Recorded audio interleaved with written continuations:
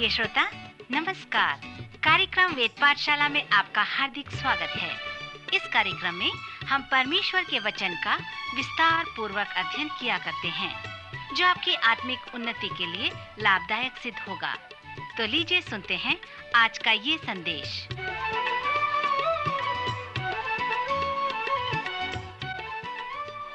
यीशु ने कहा, मैं ही मार्ग हूँ, मैं ही सत्य हूँ, मैं ही जीवन हूँ। बिना मेरे द्वारा कोई पिता के पास नहीं पहुँच सकता। हे पिता, जो काम तूने मुझे करने को सौंप दिया था, उसे पूरा करके मैंने पृथ्वी पर तेरी महिमा की है। श्रोता मित्र, वेद पाठशाला की इस अगली कक्षा में आपका स्वागत है। इन दिनों में हम नए नियम के पुस्तकों के सर्वेक्षण को प्रारंभ किए हैं। सुसमाचार के चारों पुस्तकों से हम इन दिनों में अध्ययन कर रहे हैं। सो इस प्रकार के पद हमें इन चारों सुसमाचार से ये परिचय देते हैं। सुसमाचार एक अच्छा समाचार है कि यीशु आया, और जब वह आया वह एक कार्य के साथ आया, और वह उस कार्य को जानता था कि वह क्या है। उस कार्य को पूरा करने के लिए यीशु के पास एक जोश और एक लगन था। सो पिता द्वारा दिए गए उन सभी कार्यों को उसने पूरा किया। श्रोता, यीशु ने किन कार्यों को पूरा किया है? जबकि उसने पिता से कहा कि हे पिता, जो काम तूने मुझे करने को दिया था, उसे पूरा करके मैंने पृथ्वी पर तेरी महिमा की है। सो वे कौन कौन से कार्य थे? मित्र, सुसमाचारों को अध्ययन कर हम उन कार्यों को जान सकते हैं। सुसमाचारों के लेखकों ने यीशु के क्रूस की मृत्यु को एक बड़े भाग में लिखकर उसे कार्य में दर्शाया है। यद्यपि क्रूस पर उसकी मृत्यु एक महत्वपूर्ण कार्य था, परंतु वह केवल एकमात्र कार्य नहीं था। उसने अपने जीवन को भी प्रमाणित करके बताया है। एक ऐसा जीवन जिसके द्वारा पिता परमेश्वर के साथ मनुष्य का संबंध बन सकता है। जैसे आप यीशु के जीवन की सेवकाई को देखते हैं, तो आप उसके छुटकारे की सेवकाई को अवश्य देखने पाएंगे। यह क्रूस पर उसकी मृत्यु थी, फिर भी आप उसके अद्भुत चंगाई की सेवकाई को भी देख सकेंगे। उसकी चंगाई की सेवा न केवल शारीरिक थी, परंतु आत्मिक चंगाई की सेवा थी। वह स्त्री जो कुएं के पास थी, जब उसका नया जन्म हुआ, जब जक्कई का जीवन परिवर्तित हो गया, ये लोग जो पापी कहलाते थे, जब वे नए नियम का अनुभव किए, नए जन्म को प्राप्त किए, सो उनके लिए वह आत्मिक चंगाई कहलाया। सो प्रभु यीशु मसीह ने शारीरिक व आत्मिक चंगाई भी लोगों को प्रदान की। सुसमाचार का 1/3 भाग प्रभु यीशु के अद्भुत कार्य के विषय में बताता है। जब आप इन सुसमाचारों को पढ़ेंगे, और विशेष करके मरकुस रचित सुसमाचार को जब पढ़ेंगे, तो उन अद्भुत व आश्चर्य सेवकाई को देख सकेंगे, जहाँ पर यीशु ने भूत ग्रसित लोगों को चंगा किया। जब प्रभु ने ऐसे लोगों का सामना किया जो बीमार थे, दुष्ट आत्माओं के बंधन में पड़े थे, तब उसने उन लोगों से बातें नहीं की, परंतु उनमें जो दुष्ट आत्माएं थी, उनसे उसने बातें की। उसने उन दुष्ट आत्माओं को डांटा, और वे उसकी सुनकर लोगों से निकल गए। सो इस प्रकार यीशु ने शारीरिक व आत्मिक चंगाई लोगों को प्रदान की। यदि यीशु आज इस पृथ्वी में आए और मानसिक रूप से बीमार पड़े लोगों को अस्पताल में जाकर देखे, तो यह एक आश्चर्य वाली बात होगी। यद्यपि आज ऐसे कई लोग हैं जो भूत ग्रसित हैं, और मनोचिकित्सक उन्हें नहीं जान पाते हैं, सो वे कैसे चंगाई को प्राप्त करेंगे? मत्ती, मरकुस, लूका व यूहन्ना, और विशेष करके मरकुस रचित सुसमाचार में प्रभु यीशु के उस सेवकाई को देखें, जहाँ पर उसने दुष्ट आत्माओं से ग्रसित लोगों के मध्य में सेवा कार्य किया। सो इससे आप ये भी जानने पाएंगे कि यीशु कौन था, वह क्या था, और कितना महत्वपूर्ण व्यक्ति था। जब आप सुसमाचार को पढ़ते हैं, तो क्या आप ये कहने पाएंगे कि यीशु जो 2000 वर्ष पहले था, आज वह मनोचिकित्सक के विषय में बहुत कुछ सीख गया होगा? यदि वह आज आए तो बहुत अच्छी सेवा करेगा। मित्र, यदि आप सचमुच में ये जान सकेंगे कि यीशु कौन था, तो आप इस प्रकार नहीं सोचेंगे, वह इमानुएल था, वह हमारे साथ है। उसने कहा है, मार्ग, सत्य व जीवन मैं ही हूँ। यदि वह मनुष्य देह में परमेश्वर था, तो आप ये नहीं कह सकते कि 2000 वर्ष पहले वह जो था वह आज नहीं है। पर यदि वह आज वापस आए तो वह पहले से कुछ अलग प्रकार का कार्य करेगा। जैसे आप सुसमाचार को पढ़ते हैं तो उसकी सेवकाई को अनदेखी न करें। मैं यीशु की सेवकाई के इन आयाम पर विश्वास करता हूँ। ये एक महान सत्य को प्रस्तुत करते हैं। एक सांसारिक युद्ध भी है और एक आत्मिक युद्ध भी है। नए नियम में बताए गए हैं कि संसार में इसके धनात्मक बातें भी हैं और इसके ऋणात्मक बातें भी हैं। इस पृथ्वी पर अच्छी आत्माएं भी हैं और बुरी आत्माएं भी हैं। हमें बताया गया है कि हम उन्हें जांचें। हम किसी भी आत्मा पर विश्वास करने के लिए अपने आप में लापरवाही न बरतें। पवित्र आत्मा ही परमेश्वर की ओर से है जो आत्मिक है। पवित्र शास्त्र बताता है कि इस पृथ्वी पर मसीह की आत्मा है, अर्थात पवित्र आत्मा, और साथ ही साथ दुष्ट आत्माएं भी हैं। मित्र, जब आप प्रभु यीशु के अद्भुत सेवकाई को पढ़ते हैं तो उन सच्चाई का अवलोकन करें। यीशु ने उन लोगों से तरस खाया जिन्हें हम पागल कहते हैं, जो मानसिक रूप से बीमार रहते हैं। ऐसे लोग जिनके पास कपड़े नहीं थे, जिन्हें नियंत्रण में नहीं रखा जा सकता था। यीशु ऐसे लोगों के साथ समय बिताया। हम नहीं जानते कि यीशु ने उसे क्या कहा, क्या किया और कैसे किया, परंतु हम ये पाते हैं कि वह मनुष्य का मन ठीक हो गया था। वह कपड़े पहनता था और प्रभु यीशु के चरणों में बैठता था। मित्र, प्रभु यीशु के चंगाई सेवकाई का यह एक महत्वपूर्ण भाग है। फिर यीशु मसीह उन और महान कार्यों को ठीक से पूरा किया जिसे पिता ने उसे दिया था। सो वे कौन कौन से हैं? वे छुटकारे के कार्य हैं, नए नियम के कार्य हैं। सो आप उसके प्रकाशन के महान कार्य का अवलोकन करें। इस चरण में मैं चाहता हूं कि यीशु के सेवकाई पर प्रकाश डालूं। यीशु ने कहा, मैं ही मार्ग हूं। सो यह यीशु के क्रूस की मृत्यु को प्रस्तुत करता है जो छुटकारे की सेवकाई है। जब यीशु ने कहा, मैं ही जीवन हूं, यह लोगों के लिए नए जन्म की सेवकाई है, अर्थात लोगों के जीवन को बदल देना और परमेश्वर की ओर उन्हें अगुवाई प्रदान करना। इसके साथ साथ आप उन्हें प्रकाशन में महान कार्य का अवलोकन करें, जिसे हम उसके शिक्षा की सेवकाई भी कहते हैं। सुसमाचार 1/3 भाग हमें उन बातों के विषय में बताता है जिन्हें यीशु ने कहा है। सो यीशु जो कुछ भी था वो परमेश्वर की ओर से हमारे लिए वचन था, अर्थात वह हमारे लिए परमेश्वर का प्रकाशन है। जो कुछ भी यीशु ने किया, जिसका वर्णन सुसमाचार में मिलता है, वह हमारे लिए कहा गया है। वह आपके लिए परमेश्वर की ओर से प्रकाशन है। सुसमाचार हमें कहता है जो कुछ यीशु ने कहा है वह तुम्हारे लिए परमेश्वर का प्रकाशन है। यीशु ने कहा है, मैं मार्ग हूं, मैं जीवन हूं, परंतु उसने ये भी कहा है कि मैं सत्य भी हूं। यहाँ पर यीशु के शिक्षा में जो एक महान बात है कि जैसे उसने शिक्षा दिया वैसा जीवन व्यतीत करके भी उसने बता दिया। सांसारिक शिक्षक इस प्रकार सिद्ध नहीं होते। वे जैसे शिक्षा देते हैं वैसे जीवन व्यतीत नहीं करते, परंतु जब आप प्रभु यीशु मसीह के शिक्षा में आते हैं तो वह आपको अपनी शिक्षाओं द्वारा नीचे स्तर की ओर नहीं वरन ऊंचे स्तर की ओर ले जाएगा।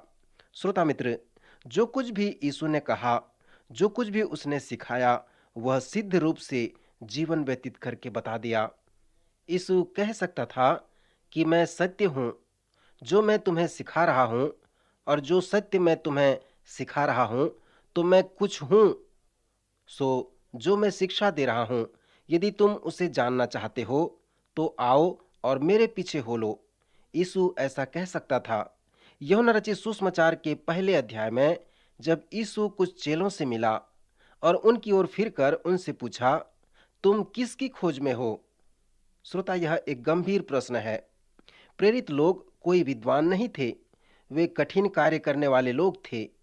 सो वे इस प्रकार यीशु से प्रश्न पूछने लगे कि हे रब्बी, अर्थात हे गुरु, तू कहाँ रहता है? उसने उनसे कहा, चलो तो देख लोगे। फिर हम पढ़ते हैं कि उन्होंने आकर उसके रहने का स्थान देखा और उस दिन उसी के साथ वे रहे।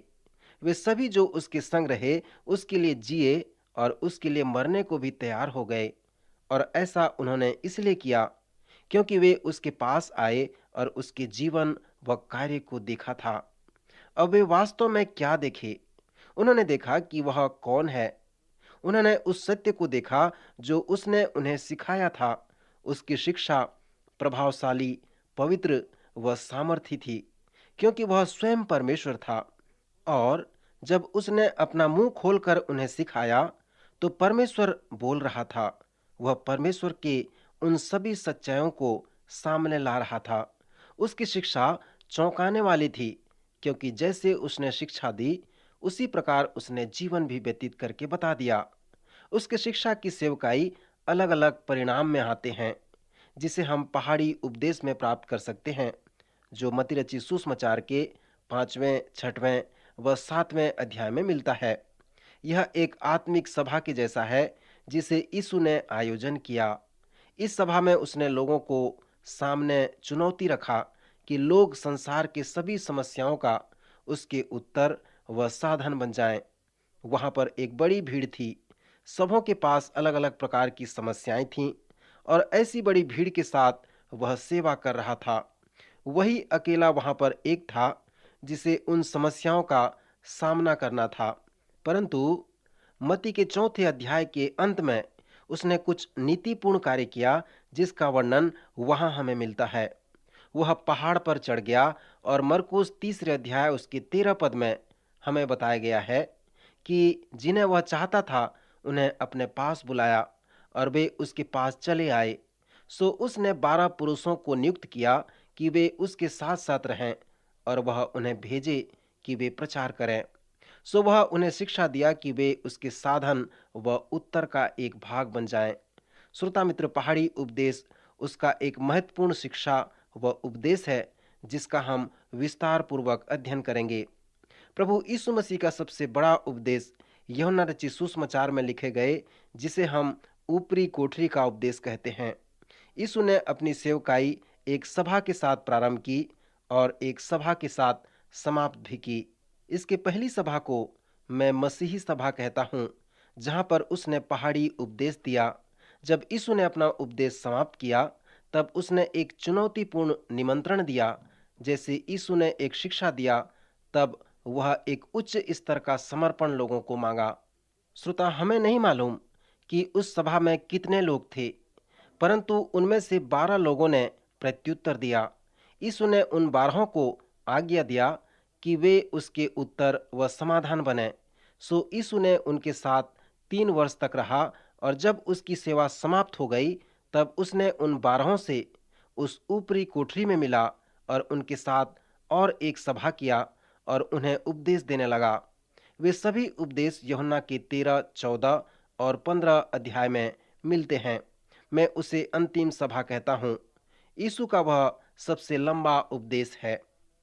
इन वचनों द्वारा प्रभु यीशु मसीह अपने शिक्षा व उपदेश की सेवा का वर्णन करते हैं।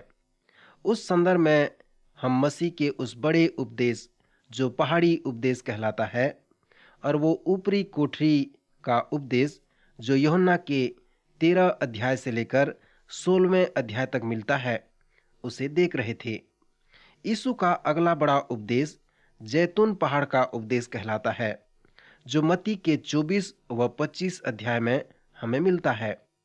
जैतून पहाड़ का उपदेश वास्तव में एक उपदेश या संदेश नहीं, वरन यह यीशु व चेलों के मध्य एक संवाद है। चेलों ने यीशु से प्रश्न पूछा।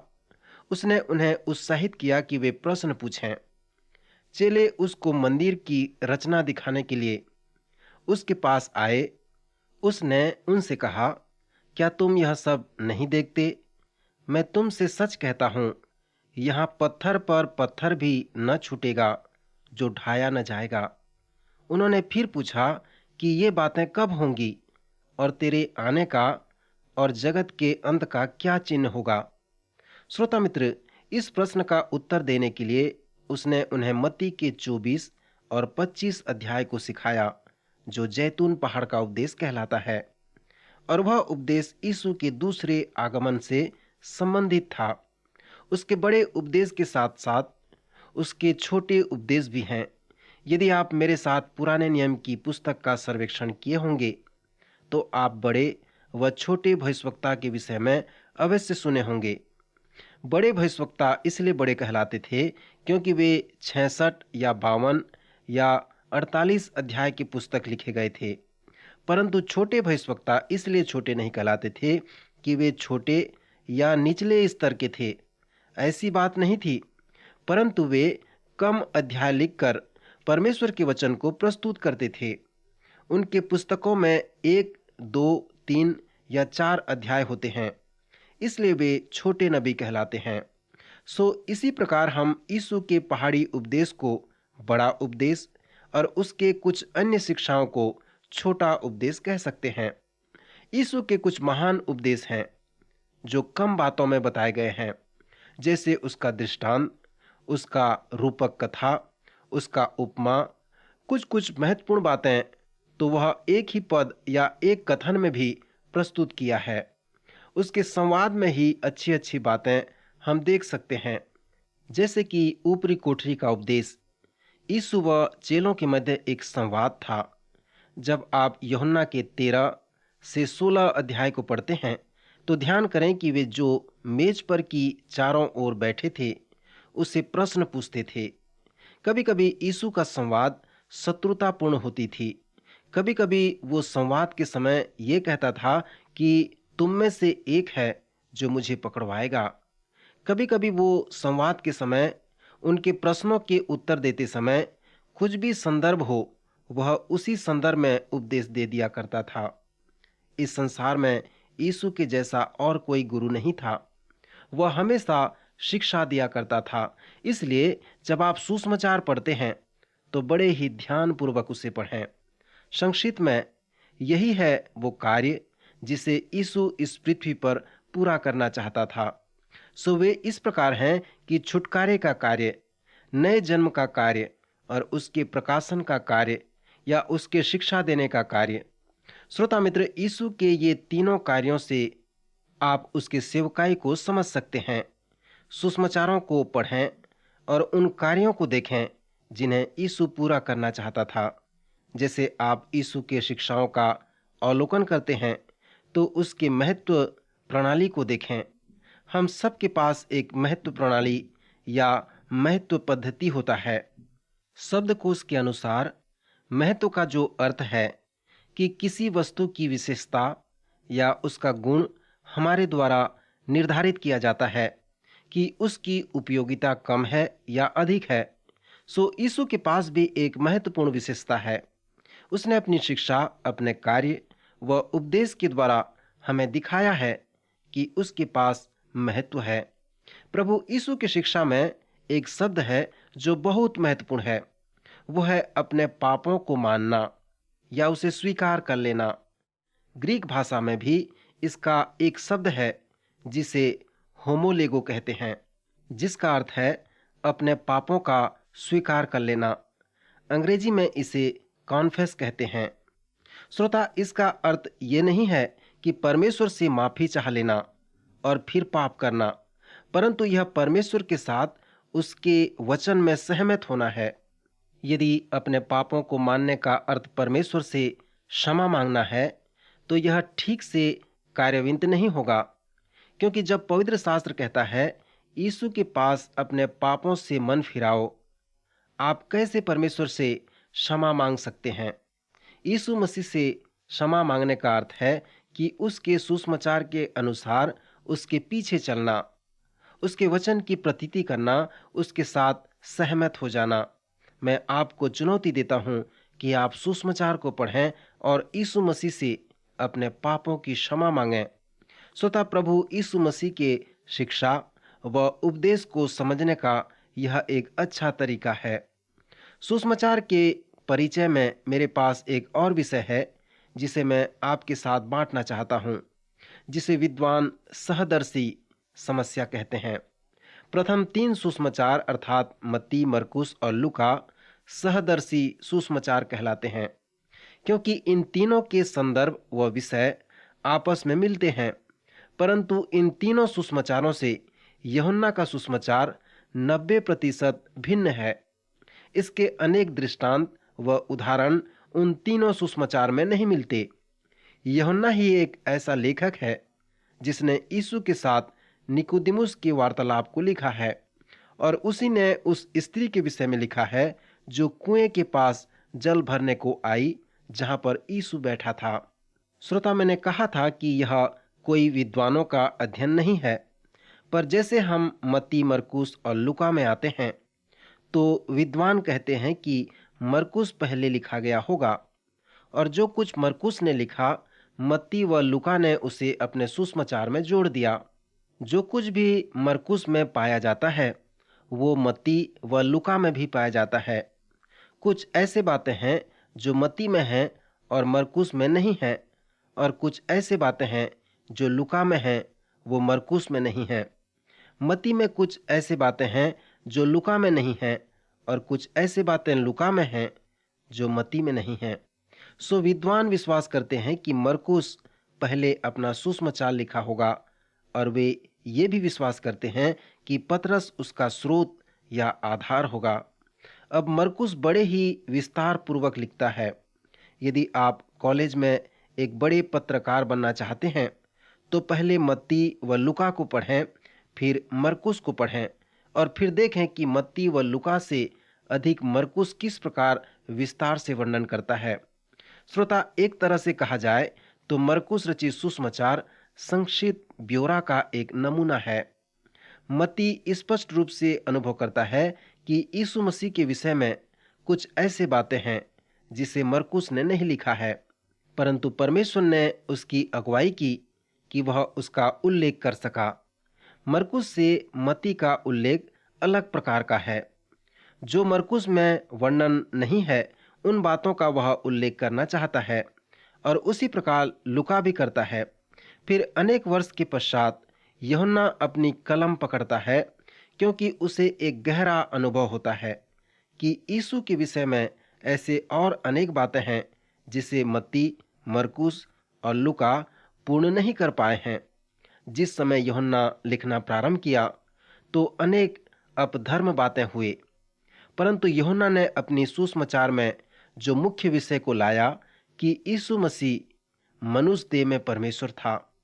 क्योंकि मत्ती, मरकुस और लूका समानार्थी हैं और यूहन्ना एक अकेला अलग सुसमाचार है, तो हम मत्ती, मरकुस और लूका को एक साथ अध्ययन करेंगे, फिर यूहन्ना रचित सुसमाचार को अलग से अध्ययन करेंगे।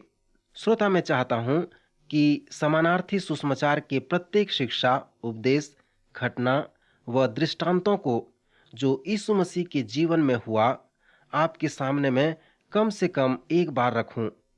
कभी ये बातें 3-4 बार सुसमाचार में आते हैं, परंतु कभी कभी वे एक ही बार पाए जाते हैं। सो जबकि सब कुछ जो मत्ती व लूका में है वो सब मरकुस में भी पाए जाते हैं, तो हम मत्ती व मरकुस का अध्ययन कर समानार्थी सुसमाचार का अध्ययन समाप्त करेंगे। अब हम मत्ती रचित सुसमाचार का अध्ययन प्रारंभ करने जा रहे हैं, और इस सुसमाचार का अध्ययन आपको मैं कुछ कार्य देकर प्रारंभ करूंगा। यदि आप मेरे साथ पवित्र शास्त्र का सर्वेक्षण करना चाहेंगे तो मैं आपको चुनौती देता हूं कि इन प्रेरितों के विषय में कार्य अवश्य करें, और मैं विश्वास करता हूं कि आप इसके द्वारा व्यक्तिगत आत्मिक आशीषों का अनुभव करने पाएंगे।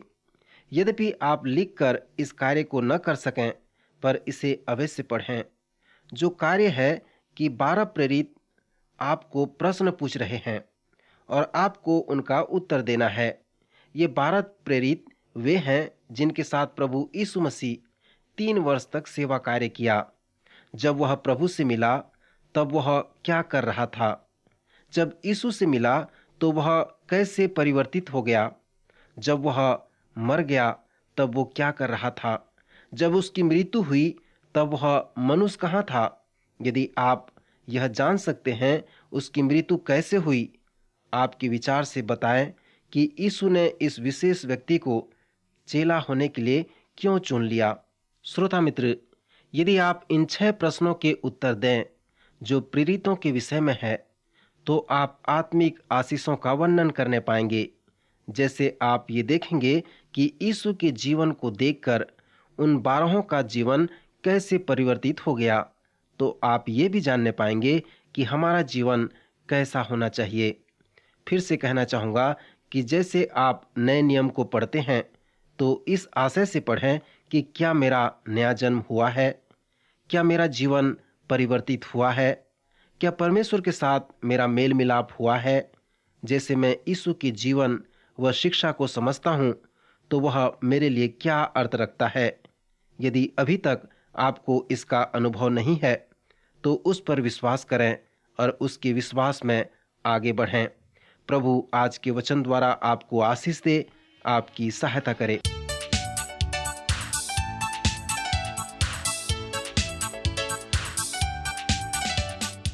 आज का कार्यक्रम सुनने के लिए हम आपको धन्यवाद देते हैं। श्रोताओ, आत्मिक विषय से संबंधित कोई सवाल आपके मन में है, तो आप अपने सवालों का जवाब इस पते पर प्राप्त कर सकते हैं। हमारा पता है कार्यक्रम Ved Pathshala, radio Vishwavani, post box number 317, Lucknow 226001, Uttar Pradesh. पता एक बार फिर सुन लीजिए। कार्यक्रम Ved Pathshala, radio Vishwavani, post box number 317, Lucknow 226001, Uttar Pradesh. और हाँ श्रोता, आप हमसे ईमेल के द्वारा भी संपर्क कर सकते हैं। हमारी ईमेल आईडी है hindiembc@radiovv.org, hindiembc@radiovv.org। अब हमारे कार्यक्रम का समय यहीं पर समाप्त होता है। अगले कार्यक्रम में आपसे फिर भेंट होगी। तब तक के लिए हमें आज्ञा दीजिए। नमस्कार।